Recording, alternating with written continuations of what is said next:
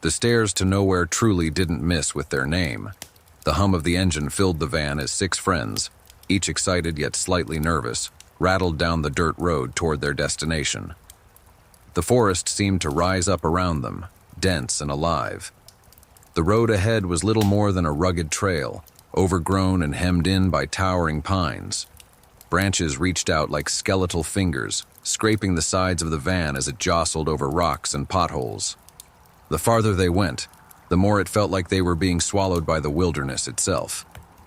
Amber, the de facto leader of the group, sat in the passenger seat with a map sprawled across her lap. Her auburn hair was pulled back into a ponytail, and her freckled face was set with determination as she traced a finger along the faded lines of the map. "This is it," she said, pointing ahead. "Turn left here." Derek, the driver, a tall and lanky boy with perpetually messy brown hair, squinted at the barely visible path through the trees. "Are you sure this is a road? Looks more like a suggestion," he joked, glancing at Amber with a crooked grin. "Trust me," Amber replied, rolling her eyes but smiling. "I've planned this trip for weeks.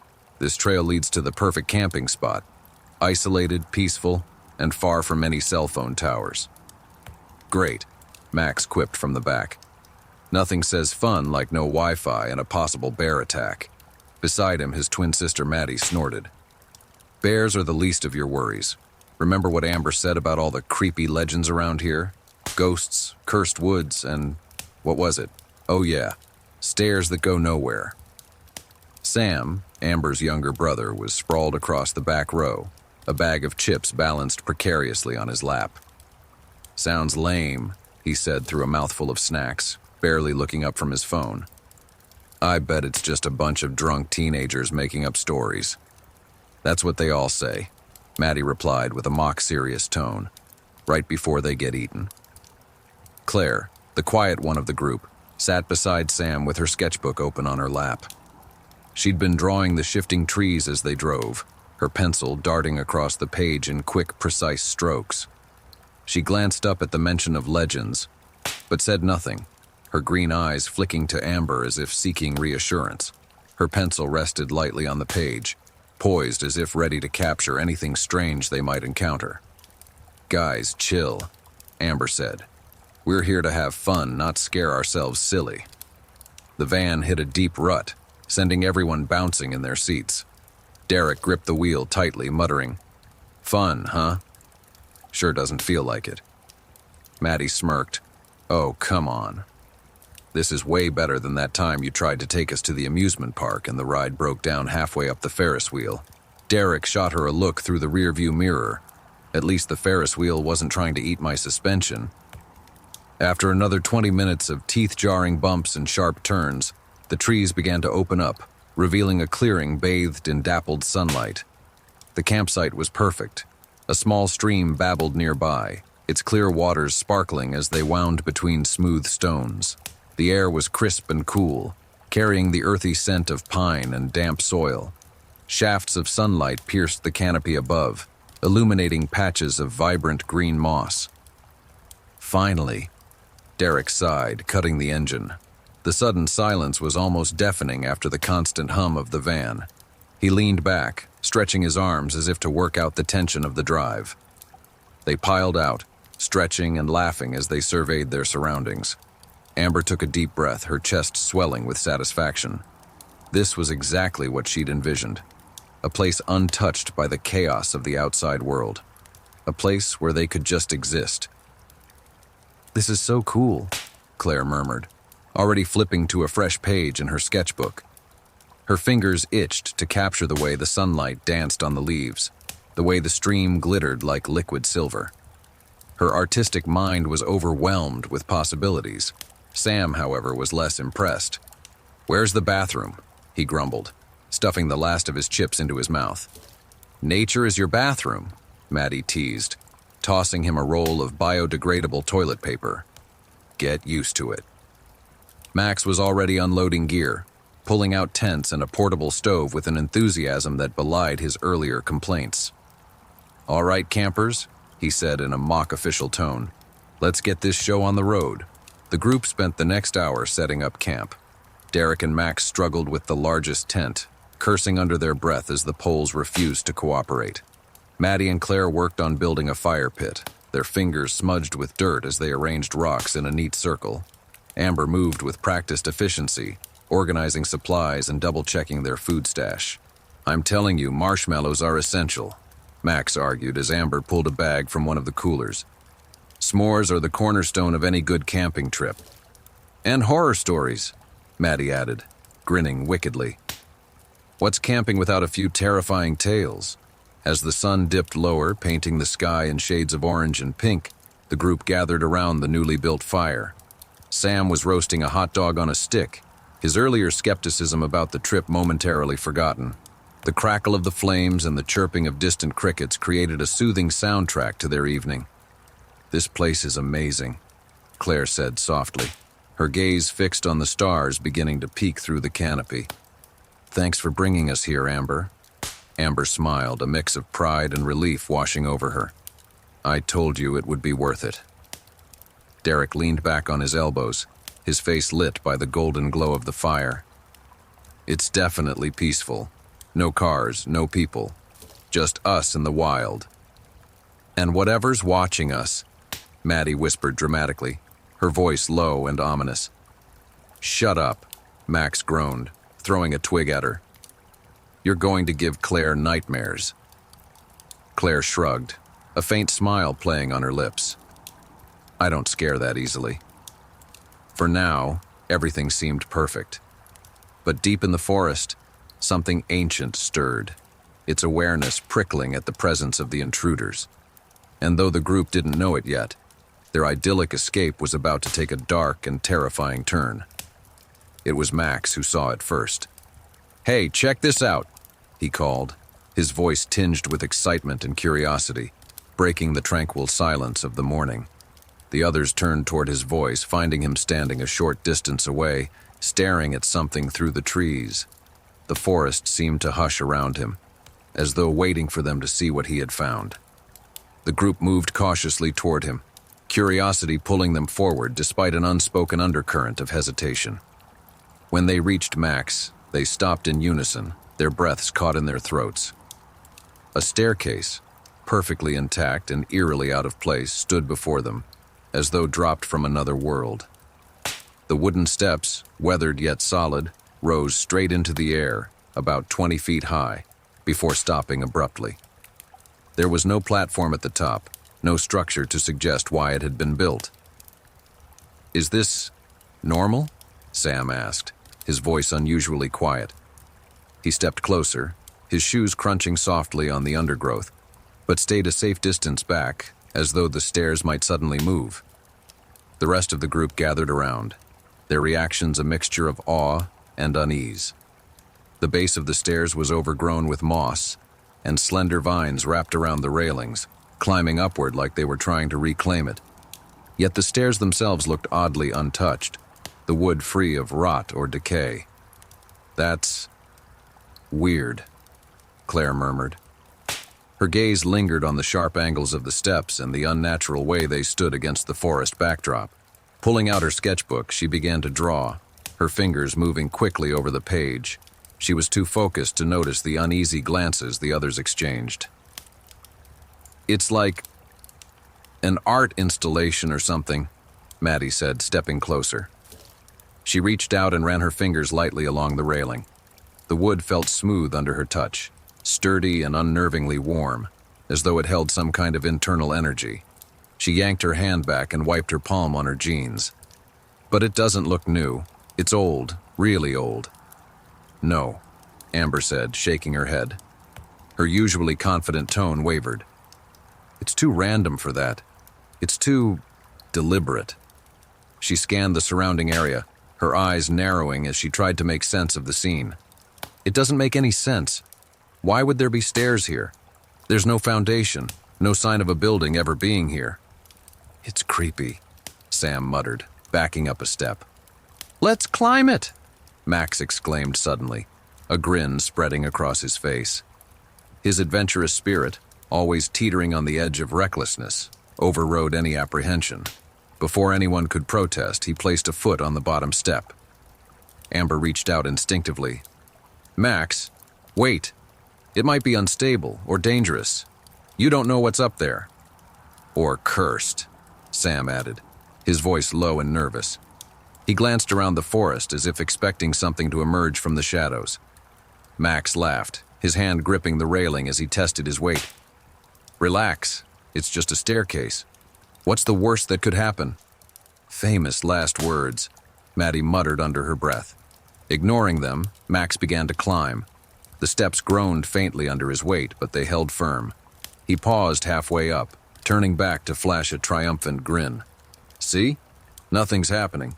You guys are such scaredy cats." He reached the top, standing on the final step with his arms outstretched like he'd conquered a mountain. "Told you it's no big deal," he called down, his voice carrying through the forest. One by one, the others followed, their curiosity outweighing their unease. Derek climbed quickly, muttering something about not being shown up by Max. Maddie followed with an eye roll, but even her confident steps betrayed a hint of hesitation.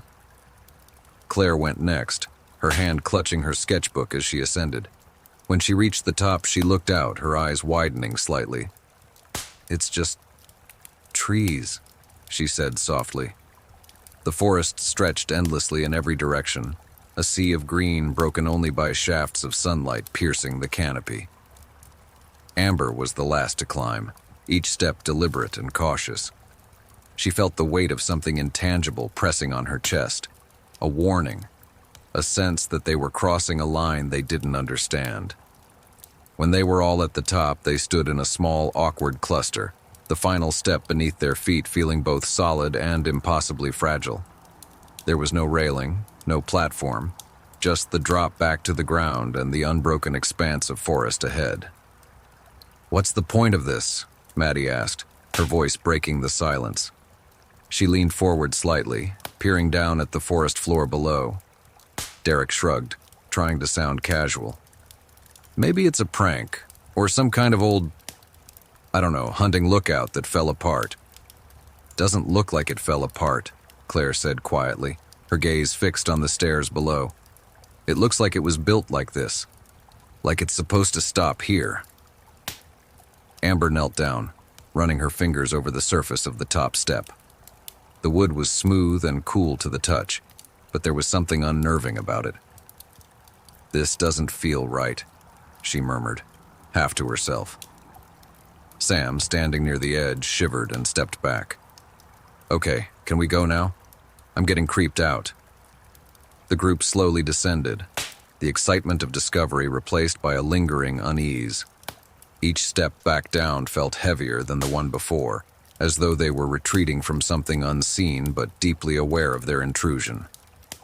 When they reached the ground, they stood in silence for a moment, staring up at the staircase. It loomed above them, strange and otherworldly, casting long shadows in the dappled sunlight. "Let's just head back to camp," Amber said finally, her voice firm but quiet. They turned and began to walk away, the forest closing in around them as they left the staircase behind. But no matter how far they went, an oppressive feeling seemed to follow them, as though the woods themselves were watching. And somewhere, in the shadows beyond their sight, something stirred. That night, an unnatural chill settled over the campsite, thick and oppressive, as if the very air itself had grown cold and heavy with dread. The fire, which had burned brightly the night before, now sputtered and flickered weakly, its orange glow fighting a losing battle against the encroaching darkness.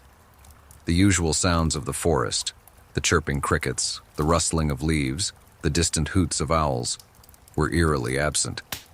The forest felt lifeless, as though the creatures of the night had suddenly abandoned their posts. Even the breeze seemed to hold its breath, and the air was thick with an unsettling stillness. The group huddled close to the fire, its warmth now a fragile comfort, as a vague sense of unease settled in. No one spoke about it, but everyone felt it, an unspoken tension, a creeping sense that something was terribly wrong. Claire was the first to notice how the shadows stretched longer than they should have, casting twisted, jagged shapes across the campsite. Her eyes kept darting toward the dark edge of the clearing, where the trees stood like silent sentinels, their branches bare and ominous in the dim light. Every now and then she thought she saw movement at the periphery of her vision, something just out of sight, lurking in the blackness. But each time she turned her head, there was nothing there. She told herself it was the wind playing tricks on her, but the feeling of being watched refused to go away. It gnawed at her, even as she tried to distract herself by talking with the others. The usual banter felt hollow, as though the very air was sucking the life out of their voices. Sam, ever the joker, seemed to be the only one unaffected, cracking jokes to break the tension. But even his laughter held an odd edge tonight. They were all growing uneasy, each person too aware of the unnatural quiet around them. No one dared to speak of it, though. It felt foolish, irrational, like admitting to being scared would make whatever was out there real. But deep down, they all knew something was wrong. Around midnight, Claire woke with a start. Her body shot upright, heart racing, as though something had yanked her from sleep. For a moment, her mind was blank, lost in the fog of slumber. But then she heard it. A low, guttural growl, distant but unmistakable. It was not the normal sounds of the forest, not the rustle of an animal or the wind sweeping through the trees. This sound reverberated through the earth itself, vibrating the very ground beneath her. It was a growl that seemed to come from something ancient, something massive. The sound churned the pit of her stomach, and a cold sweat broke out across her skin. Claire sat up in her tent, breath shallow, listening. The growl lingered for a moment before fading into the night, like the last echo of a thunderclap, but its weight hung in the air, thick and oppressive. Her mind raced as she strained her ears for any sign of movement, but all was silent once again. She pushed aside the irrational surge of fear that threatened to consume her. It had to be an animal, she told herself, maybe a bear or some other predator, though she couldn't quite recall ever hearing a sound like that before. With trembling hands, she reached for the flashlight at her side. Her fingers brushed over it, but before she could switch it on, the sound returned. A low, rumbling growl, closer now, almost as though it were circling the camp. Claire's heart pounded in her chest. The hair on the back of her neck stood on end and she froze, her breath held tight in her lungs. She waited, straining to hear, but the growl didn't come again. The stillness returned, but it wasn't the comforting quiet of night. It felt wrong, as though the world had gone still in anticipation of something terrible. Claire lay back down, her mind whirling with thoughts that wouldn't quiet. She closed her eyes, willing herself to ignore the cold dread that spread through her body, but sleep wouldn't come. The fear lingered, thick and suffocating, and it gnawed at her every time the wind whispered through the trees. There was something out there, something watching them. She could feel it in her bones. The sound was still fresh in her ears, echoing like a warning. The next morning, Sam was gone. At first, it didn't seem real. The group assumed he was pulling some prank, as he often did. Sam had a habit of sneaking off to scare them or play tricks, and they'd all be laughing about it by noon. But as the hours passed, and there was no sign of him, no trace of his whereabouts, the joking stopped. Anxiety set in, and the fear that had been growing all night now blossomed into full-blown panic. They scoured the campsite, calling his name, though their voices sounded weak and unsure, swallowed by the eerie silence of the forest. The trees stood tall and unmoving, their branches like skeletal hands reaching out toward the sky. There was no sign of Sam, no tracks in the dirt, no footprints in the soft earth. Nothing. It was as though he had disappeared into thin air. Amber, desperate for some clue, wandered toward the stream. The water was cold and the rocks were slick underfoot, but her eyes locked onto something on the bank. A flash of black. It was Sam's phone.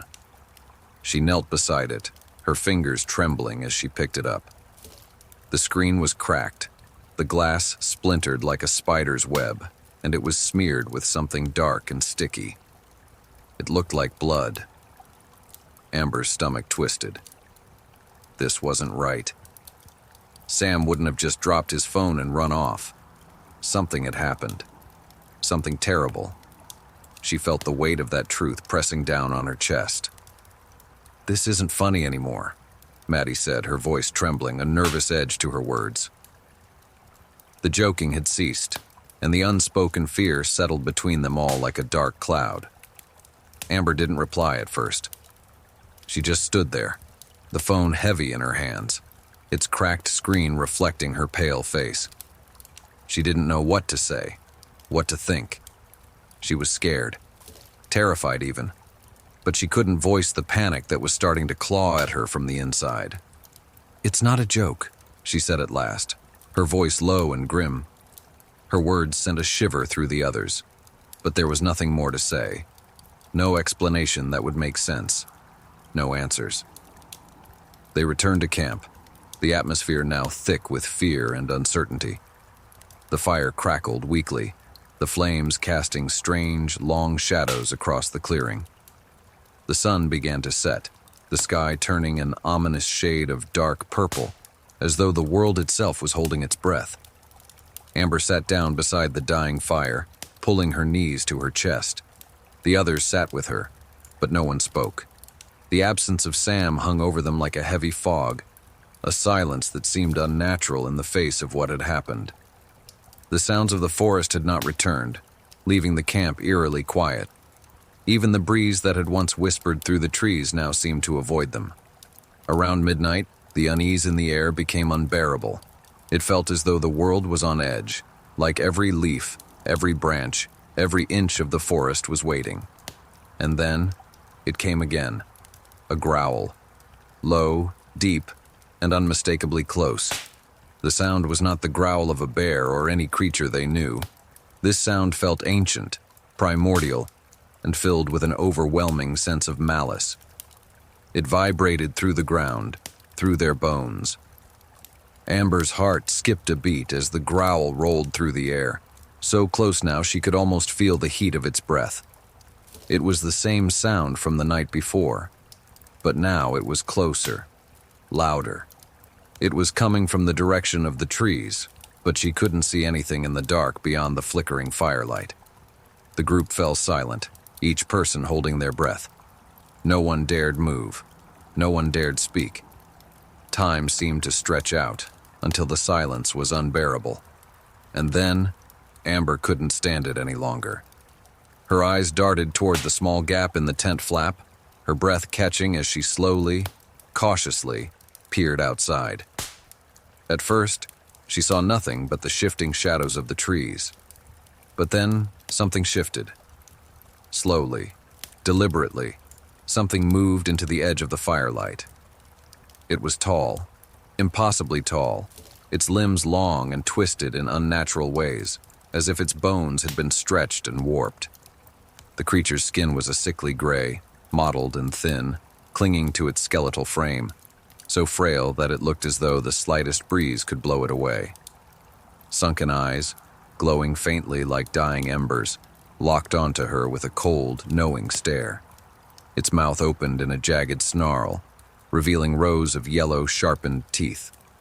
Blood, thick and black, dripped from its claws, staining the forest floor beneath it. Its antlers, twisted and uneven, jutted from its head, their sharp tips catching the light in a way that made the creature look even more terrifying. It was like something from a nightmare, a thing that didn't belong in the world of the living. Amber froze, her breath caught in her throat. Her heart hammered in her chest, but she couldn't move, couldn't tear her eyes away from the creature standing just beyond the firelight. The shadows danced around it, but it remained still, its glowing eyes never leaving her face. It was too surreal, too monstrous to be real. But then, it turned its head sharply, as if sensing her gaze. It was aware of her presence. Amber's heart lurched in her chest. The creature's head tilted and she could feel its gaze locking onto her, piercing her very soul. It knew she was there. It knew she was watching. Without thinking, she yanked the tent flap shut with a violent motion, her body trembling uncontrollably. Her breath was ragged, her chest tight as though the air had been stolen from her. She scrambled backward into the center of the tent, every instinct screaming at her to run, to scream, to do something, anything. But she was paralyzed. She couldn't move, couldn't find her voice. What? What did you see? Derek's whisper cut through the tension, his voice barely audible but filled with dread. His face was pale, his eyes wide with fear. Amber opened her mouth, but no words came out. Her lips trembled, her body shaking. Her mind struggled to form coherent thoughts, to process what she had just witnessed. Finally, she found her voice, though it was barely a whisper. It's not human," she said, the words leaving her in a strangled breath. The air in the tent seemed to freeze around them, thick with terror. No one spoke. No one could. What they had seen, or what they thought they had seen, was beyond comprehension. The third day was a blur of terror and desperation. It felt like the hours dragged on forever, each minute stretching longer than the last, as the group stumbled through the forest, their fear mounting with every step. The weight of their dread pressed down on them, making it harder to breathe, to think. They had decided in their panic and exhaustion to leave the campsite behind, to abandon everything in the hopes of escaping the nightmare that had descended upon them. Their gear, the tents, the fire pit, all of it was left behind in a frantic retreat. But the forest, it seemed, had other plans. The paths that should have led them back to the clearing twisted and turned, warping in impossible ways. What should have been familiar routes suddenly felt alien and confusing. Every trail they took brought them back to the same spot, as if the forest itself were playing tricks on them. They knew they had walked this way before, but now the trees looked different. The shadows seemed darker, and the air was thick with a sense of malevolent presence that weighed down on them like a physical force. The creature was always close, always near, its guttural growls and the rustling of its movements just out of sight, stalking them like a predator closing in on its prey. The fear gnawed at them, ate away at their resolve, but they had no choice but to keep moving, to keep running. They couldn't stop. They couldn't rest. Not when they knew what was out there. Then, in an instant, Maddie was gone. It happened so suddenly that no one could react fast enough. One moment she was there, moving with the rest of the group, her footsteps light and quick, and the next, she was swallowed up by the darkness. A scream tore through the air, raw, desperate, and filled with a primal terror that sent a chill through every one of them. It echoed through the trees, a sound so full of anguish and fear that it seemed to stretch into eternity. But just as quickly as it had come, it was cut off, leaving only silence in its wake. For a moment, they all froze, paralyzed by the silence that followed. It was too quiet. The forest seemed to hold its breath. "Maddie?" Derek called, his voice trembling. But the only response was the soft rustle of the wind through the leaves. With growing dread, they started moving again, pushing through the underbrush, their eyes darting around in every direction, searching for any sign of her. It felt as though the world had shifted, that the very earth beneath them had changed in some unspoken way. They couldn't shake the feeling that something was watching them, lurking in the shadows just beyond their sight. An hour later, they found her. Her body was lying in the forest, a gruesome, mangled sight that they would never forget. The forest floor around her was soaked in blood, dark and sticky, the earth stained with the horror that had befallen her. Her torso had been torn open, the skin ripped apart as though a savage beast had gutted her with terrifying precision. Her ribs were shattered, splayed out in unnatural angles, and her organs were gone, taken as though the creature had feasted on her. There was no trace of her face left, only jagged, bloody lines where it once had been. Nearby, claw marks were gouged deep into the bark of the trees, as though the creature had marked its territory with the violence of its presence. The sight of it made Amber's stomach churn, and she had to fight the urge to vomit as she turned away. But she couldn't escape the image of Maddie's lifeless body, her eyes wide and vacant in an expression of terror that seemed to sear itself into her mind. They couldn't process it, couldn't grasp the full horror of it. They just had to keep moving. But the creature was relentless.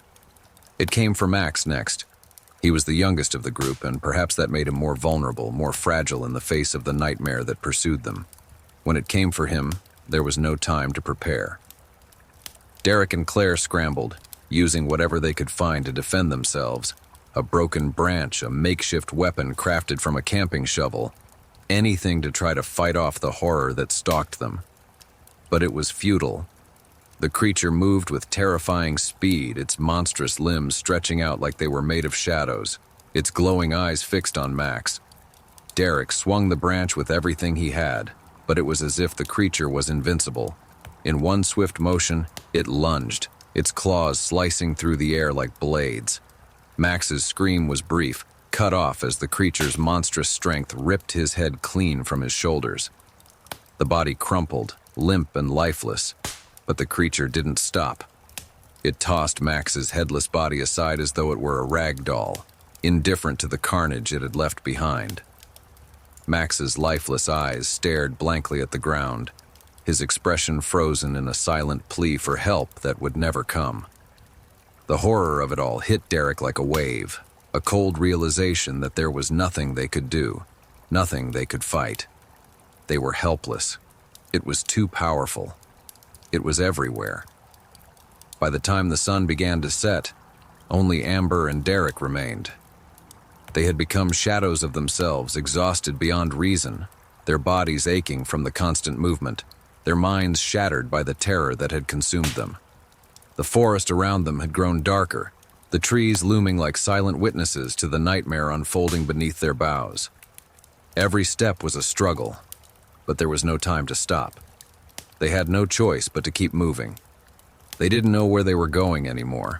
Every direction seemed wrong, every path a dead end. It felt as though the forest itself was closing in on them, trapping them in a maze with no exit, no escape. They stumbled over roots, their legs weak from exhaustion, their minds foggy and disoriented. They argued bitterly, as much from fear as from fatigue. Derek was determined to keep moving, convinced that they had to get out of the forest to escape. But Amber knew they were running in circles, that they couldn't outrun the creature. They were already too far gone. "We can't outrun it," Amber whispered, her voice barely audible but filled with the quiet desperation of someone who had seen too much, who had lost too much. "We need to outlast it." Her words hung in the air between them, thick with truth. But Derek wasn't ready to accept it.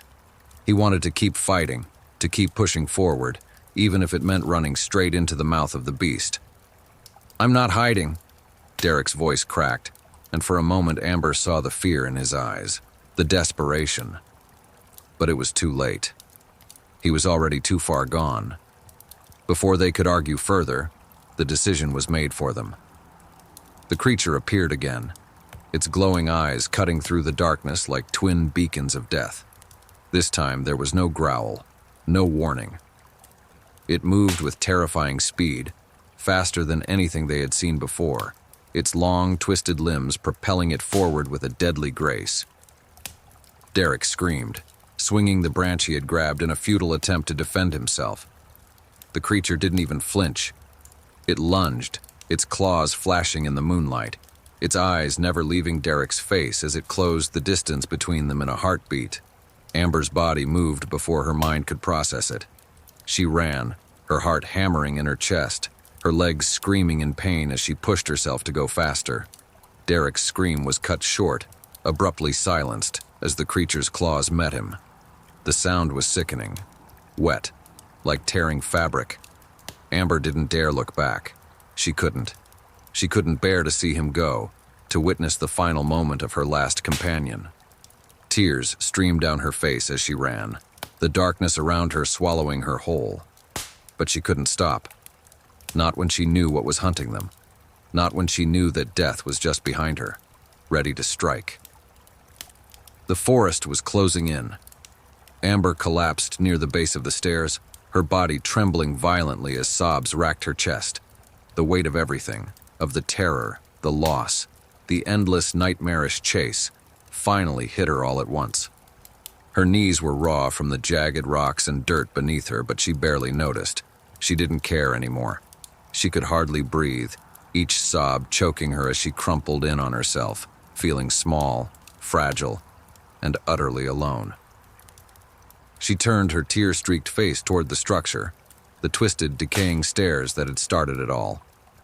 The stairs seemed to loom over her, more imposing than ever, as though they were mocking her. The very thing that had promised escape now an inescapable prison. Under the pale glow of the moonlight, they pulsed faintly, as if alive, as if breathing in rhythm with her panicked heartbeat. Their jagged edges seemed to glint with something sinister, like teeth ready to sink into her flesh.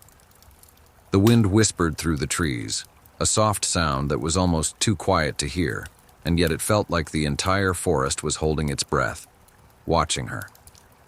Amber's chest heaved with a mix of fear and exhaustion as she slowly lifted her head. The creature had followed her, she realized with a sickening jolt. It emerged from the shadows, its glowing eyes piercing through the dark, like twin lanterns in a sea of blackness. The sight of it was enough to freeze the blood in her veins. It was more grotesque, more horrifying than she could have ever imagined, each detail now painfully clear in the moonlight. She could see the cracks in its bloodied claws, the dark, jagged ridges where bone had splintered beneath its skin. The patches of fur clinging to its gaunt, skeletal frame looked more like remnants of some terrible disease, matted and tangled with the dirt and blood that covered its body. The blackened veins beneath its translucent, pallid skin throbbed and pulsed, like dark rivers of poison running beneath a thin, fragile surface. Its mouth opened, revealing a grotesque maw filled with teeth that seemed far too large for its head, jutting out at odd angles, sharp and gnarled. The air around it reeked of rot, a putrid smell of decay that made Amber's stomach turn, the bile rising in her throat as she fought to keep her composure. The creature's eyes didn't waver as it focused on her, unblinking, relentless. She could feel its gaze burrowing into her skin, dragging her closer into its nightmarish grip. Its presence seemed to grow, to fill the space around her, suffocating her in an all-encompassing darkness that was both physical and mental. Amber's breath came in shallow gasps as she stared at it, paralyzed, unable to look away. Her mind screamed at her to run, to do anything to escape, but her body refused to obey. It was as if the creature's mere presence had stolen her strength, drained her will to fight. Her heart pounded in her chest, each beat sounding like a drum in the stillness. The creature took a step forward and Amber flinched, closing her eyes tightly as if somehow that would shield her from the inevitable. Her body tensed, her muscles bracing for the final blow, for the claws that would tear her apart. Her thoughts flashed briefly to her friends, Derek, Max, Maddie, and she felt the crushing weight of their loss. She thought of how they had all been hunted, how one by one they had fallen to this thing, and now it was her turn. But then something happened that she didn't expect. Instead of the sharp, deadly claws raking into her flesh, the creature let out a sound. It wasn't a growl, nor a hiss, nor a shriek. It was something else entirely. A low, mournful sound, almost like a sigh. A sound so full of sorrow and pain that it sent a shiver through Amber's already fragile nerves. It was a noise that didn't belong to a monster, a thing of terror. It was the sound of something lost, something broken. Amber opened her eyes slowly, unsure of what she was seeing. The creature stood there, its massive twisted form frozen for a moment. Its eyes seemed to dull, its jagged monstrous form shifting in a way that almost looked weary. For a brief, impossible second, Amber thought she saw something else in those eyes, something that resembled regret, or even a kind of sadness. But the moment passed so quickly it was hard to tell if it was real or just a trick of her panicked mind. Then, without warning, the creature turned away. It didn't charge, didn't lunge at her like it had done with her friends. Instead, it retreated slowly, its movements deliberate, almost reluctant, as it melted back into the shadows, disappearing into the darkness from which it had come. The sound of its steps faded, and with it, the unbearable weight of its presence lifted, leaving behind only the echo of its eerie sigh. Amber didn't move. She didn't dare. Her breath caught in her throat, her heart racing. still too raw from the terror to process what had just happened. Had it spared her? Had it truly walked away? She couldn't understand it, couldn't make sense of the creature's sudden change. It had killed her friends, torn them apart without hesitation. But now, it had let her go. Why? What had changed? For what felt like an eternity, she stayed there, frozen to the ground, staring into the darkness where the creature had vanished. The silence around her was deafening, the quiet so profound that it almost felt unnatural, like the world itself had stilled in the wake of the encounter. And then, with the faintest whisper of movement, Amber rose to her feet. Her legs wobbled beneath her body aching from exhaustion, but she didn't care. The creature might have spared her for now, but she knew better than to think she was safe. She had seen too much, experienced too much to believe in mercy. The stairs were still there, still pulsing in the moonlight. She turned away from them, forcing herself to look in the other direction. The forest seemed different now, quieter, darker. The air felt thicker, heavier, as though it were pressing in on her from all sides. But she couldn't stay here. Not anymore. Not when she knew the creature could return at any moment. Amber didn't know where she was going. She didn't care.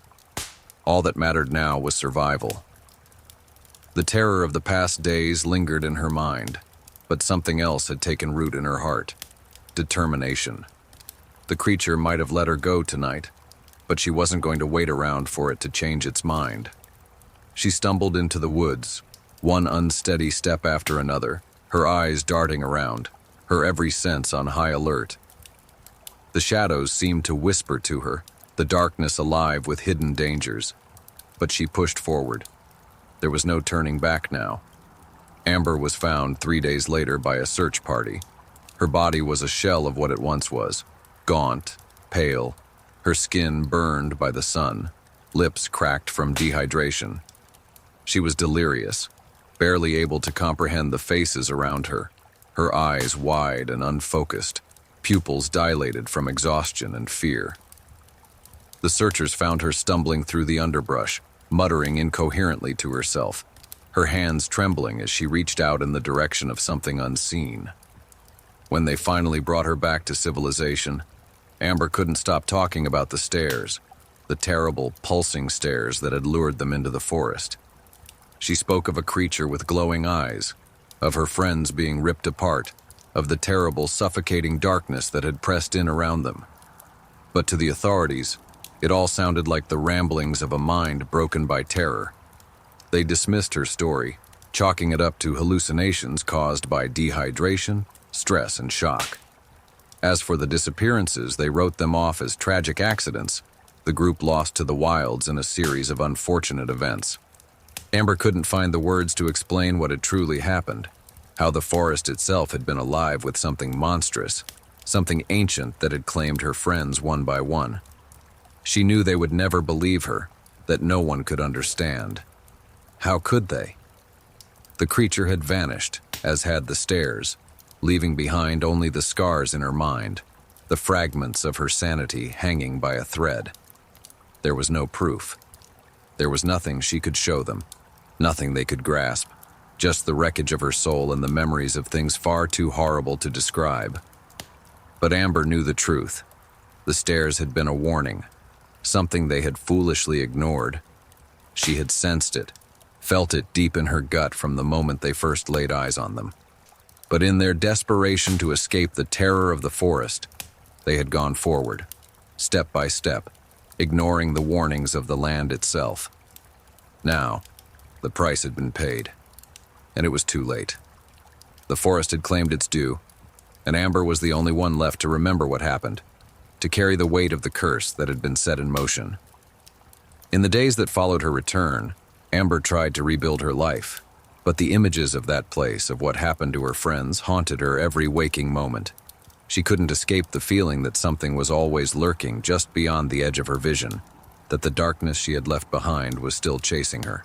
She would find herself staring out windows, her eyes scanning the trees, her breath catching at the sight of a shadow that moved unnaturally in the breeze. It was always there, always waiting. And then came the dreams. At night, when she closed her eyes, the stairs would return, towering and twisted, pulsing with an otherworldly light. The sounds would follow too. Sam's laughter, innocent and carefree, now tainted with an undertone of madness. Maddie's screams, raw and filled with terror, echoing in the stillness of the woods. Derek's desperate cries, pleading for help that would never come. Each sound layered over the other, a cacophony of grief and fear that filled her head, making her want to claw at her ears to silence them. The dreams were always the same. She would be walking up the stairs, each step heavier than the last, the weight of them pressing down on her like lead.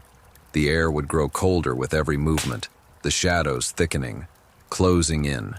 She would hear the creature's breath behind her, feel its presence lurking just out of sight, watching, waiting for the moment when she would falter, when she would slip and fall into its grasp. Sometimes she would try to run, to escape, but the stairs never ended. No matter how many steps she took, she was always climbing higher, always sinking deeper into the nightmare. She would wake in a cold sweat, gasping for air, her heart pounding in her chest as if the creature had come for her in her sleep. She would look around, her hands trembling, but the room was always empty, the darkness outside her window just as silent as it had been before. The dreams grew worse as the nights wore on. She would wake up with the sensation of something cold brushing against her skin, like the touch of the creature's claws, or the soft whisper of its breath against her ear. Sometimes she would feel the weight of a presence in the room with her, standing just out of view, watching her, waiting for her to slip up, to make the mistake that would bring her back to the stairs. Amber began to lose track of time. Days blurred together, her thoughts fractured by the constant barrage of nightmares. She couldn't tell where the dream ended and reality began. She found herself jumping at shadows. Every creak of the floorboards, every gust of wind outside her window felt like the beginning of something terrible. The isolation was unbearable. Her friends, the people she had known, were all gone. She had no one left. No one who could understand. And yet, even as the nightmare of the stairs and the creature tormented her every night, Amber couldn't shake the feeling that something was still there, waiting for her. The sensation was always in the back of her mind, a quiet hum that she couldn't ignore. Every dark corner, every flicker of light, seemed to beckon her back to the forest, back to the place where everything had started. She couldn't escape it, not physically, not mentally. The forest, the creature, the stairs, they were still with her, and it felt as though they would be, forever. No matter how much she tried to convince herself it was over, no matter how far she ran, she knew deep down that the forest had marked her, and that the creature was always watching, waiting for the right moment to claim what was left of her sanity. She couldn't run forever. Sooner or later, the stairs would come again. A horrible encounter: animal abuse. At the young age of 12, I encountered a disturbing experience that lingered in my mind for many years. This unsettling event took place in the Appalachian Hills of Kentucky, where my family owned a vast farm that sprawled across rolling hills and dense woods. The farm was a place of beauty, with its lush green fields and the sweet scent of wildflowers wafting through the air, but it also held an air of mystery that I was too young to fully understand. My aunt, a local resident who had spent her entire life in these hills, frequently cautioned me and my cousins about the dangers of going out after dark or straying off on our own. Her warnings were not mere tales to frighten us.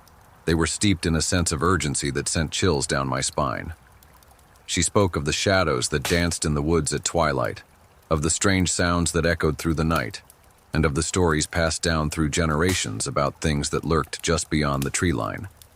As the sun dipped below the horizon, casting eerie shadows across the landscape, my cousins and I rode homeward, the air thick with the remnants of laughter and the warmth of the day.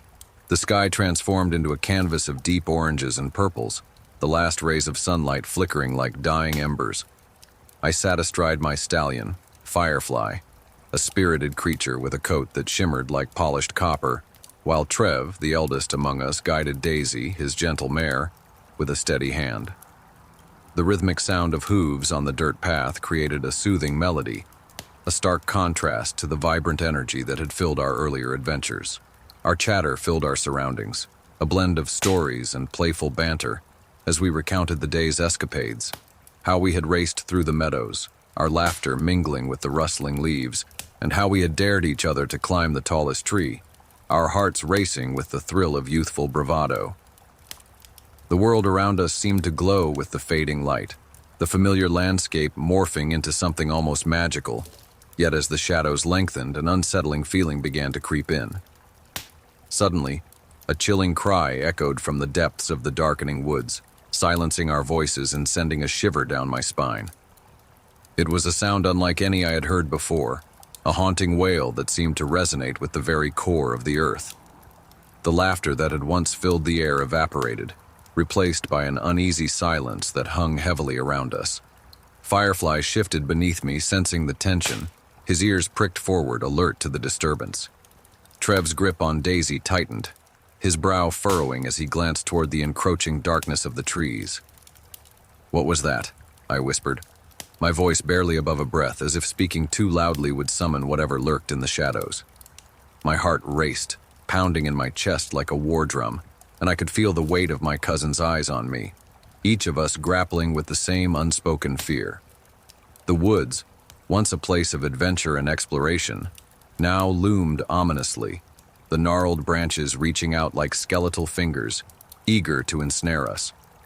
Trev, ever the protector, urged Daisy forward, his voice steady but low. "Stay close, everyone. It's probably just an animal." But even as he spoke, I could hear the uncertainty in his tone.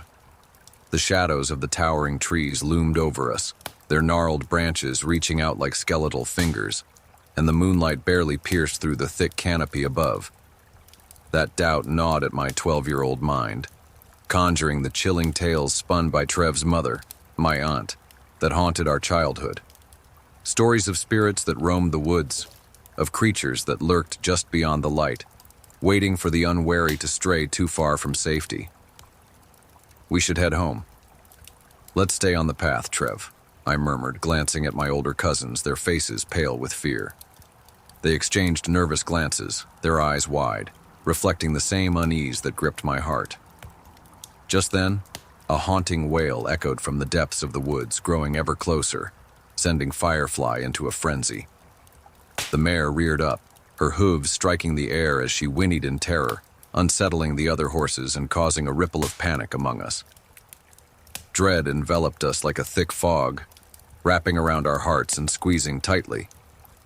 "Easy, girl, easy," Trev said, his voice steadier now, but I could see the way his hands trembled slightly on the reins. The wail pierced the night again, a sound so raw and filled with anguish that it sent a shiver down my spine. It was unlike anything I had ever heard, a mournful cry that seemed to resonate with the very essence of fear itself. "Maybe it's just an owl," one of my cousins suggested, though the quiver in her voice betrayed her own uncertainty. I could feel the weight of the darkness pressing in around us, the trees whispering secrets I was too afraid to hear. "Or something worse," I whispered, my voice barely audible over the pounding of my heart. The stories flooded back, images of shadowy figures and glowing eyes lurking just beyond the trees. I could almost see them now, waiting, watching, ready to pounce. Trev inhaled sharply, determination etched on his face. "We must keep going. We can't afford to get lost now." His voice was steady, yet an undercurrent of fear rippled through us all. The weight of the forest pressed down on us, the towering trees looming like ancient sentinels, their gnarled branches reaching out as if to ensnare us. I could feel the tension in the air, a palpable force that made my skin prickle. Each rustle of leaves and snap of twigs sent shivers down my spine, amplifying the dread that had settled in my gut. Trev's resolve was a beacon, but even his unwavering spirit couldn't completely dispel the shadows of uncertainty that danced at the edges of our minds. As we navigated the dimly lit path, tension hung thick in the air. We scanned the shadows of the trees and bushes. Sasha, I, and Trev's cousin whispered, "What were we thinking, wandering out here?" Trev, your mother will kill us." The words hung between us like a fragile thread, ready to snap at any moment. The forest felt alive, each creak and groan of the branches echoing our fears. I could see Sasha's eyes darting nervously, her fingers fidgeting with the hem of her jacket. Trev's cousin, usually so carefree, wore a look of grim seriousness that made my heart race. The path twisted and turned, leading us deeper into the unknown, and with every step, the weight of our decision pressed heavier on our shoulders. The thrill of adventure had quickly morphed into a suffocating sense of dread, and I couldn't shake the feeling that we were being watched. Suddenly, we stumbled upon an obstruction in our way. A carcass lay sprawled across the trail. The stench was overwhelming, searing my nostrils and making my stomach churn. The poor doe was eviscerated, its head crushed as if by a merciless hand, a gruesome testament to the brutality of nature. My heart raced as I fought the urge to turn back, to flee from this horrific sight. Just then, a flicker caught my eye, and I gripped Firefly's mane tightly, my heart pounding in my chest as Trev and Sasha debated the gruesome sight. Their voices faded into a distant murmur as my gaze was drawn to the shadows beyond the carcass. That's when I saw it. That's when I beheld it. A towering creature resembling a dog, yet its face was unmistakably human, pale and waxy. Its fur hung in disarray, as if it were decaying, the stench far worse than that of the dead deer. The creature's form was a grotesque amalgamation of beast and man, its limbs elongated and sinewy, giving it an unnatural, almost spectral appearance. It stood there, motionless, as if it were a sentinel of the forest, guarding the secrets hidden within the trees. Its beady red eyes locked onto mine, ensnaring me in a paralyzing gaze. In that moment, it felt as if the entire forest had fallen silent, the birds and insects vanished, leaving only an oppressive stillness as dread settled in my chest, my mouth dry with fear. I could feel the weight of its stare, a predatory intensity that seemed to pierce through the very fabric of my being. My instincts screamed at me to flee, to turn and run, but my body betrayed me, rooted to the spot as if the ground had claimed me. Trev's voice sliced through the heavy silence, disbelief trembling in his tone.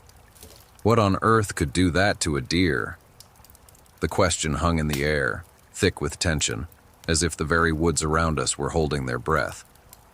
I glanced away for a fleeting moment, my eyes drawn to the darkened trees that loomed like silent sentinels, only to return my gaze to Trev. His expression was a mix of confusion and fear, mirroring the turmoil in my own heart. But whatever had haunted my sight was now vanished into the shadows, leaving behind only the echo of its presence. The forest felt alive, whispering secrets that we were not meant to hear, and I couldn't shake the feeling that we were intruders in a world far more complex than our own. We guided our horses back into the desolate pasture adjoining the woods, a wave of relief washing over us as we entered the open space. The vastness of the field felt like a balm to our frayed nerves, the gentle rustle of grass underfoot a stark contrast to the oppressive stillness of the forest. Sasha and Avery exchanged glances, finally at ease, their shoulders relaxing as the tension of the woods faded behind us. They shared a silent understanding, a bond forged in the shared experience of fear, knowing that all that remained was to release the horses and sprint toward the nearby house. The thought of safety, of warm lights and familiar comforts, spurred us on, and we quickened our pace, eager to leave the unsettling memories of the woods behind. "Don't forget the water for the pasture," I reminded them, my voice steady despite the unease that gnawed at my insides.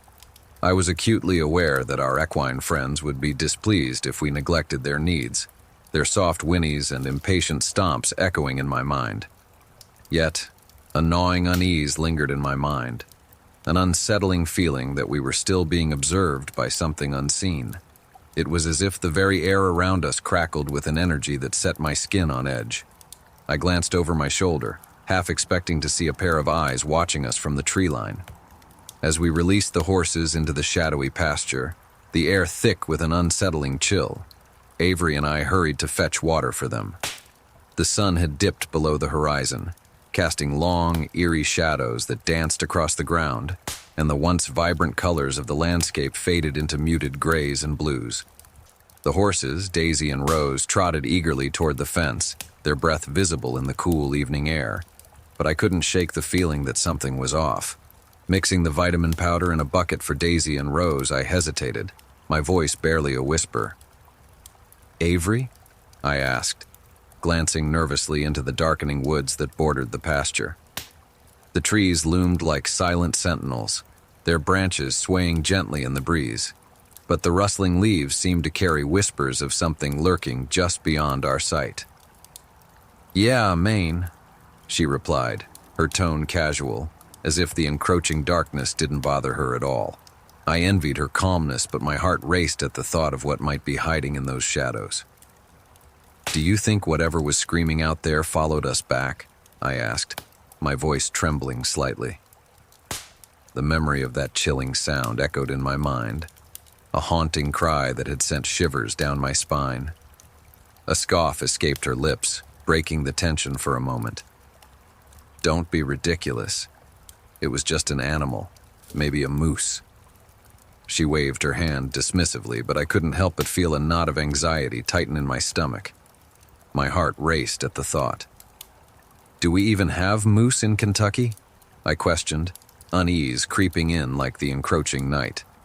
The idea of a moose lurking nearby felt absurd, yet the fear of the unknown gnawed at me.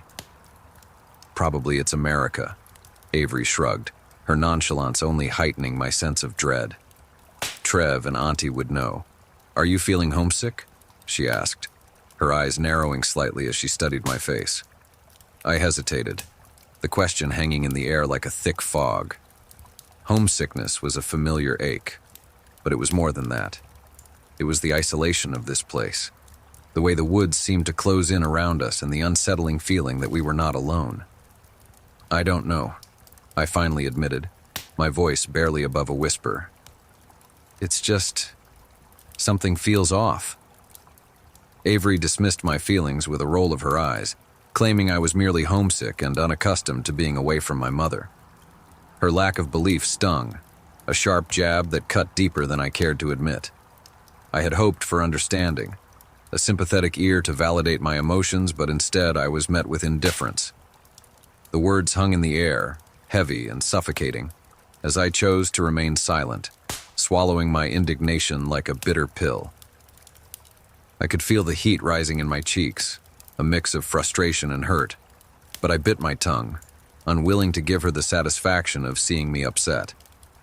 Instead, I turned my gaze to the window, watching the shadows dance in the fading light, wishing I could escape the confines of this moment and the dismissive attitude that accompanied it.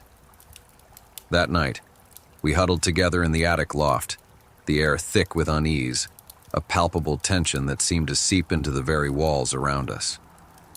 My sister Callie and I shared a bed, the familiar comfort of her presence a small solace against the backdrop of uncertainty. Trev sprawled on the pullout, his long limbs awkwardly contorted, while the twins, Sasha and Avery, nestled together in their own little cocoon, their whispers barely audible over the creaking of the old house.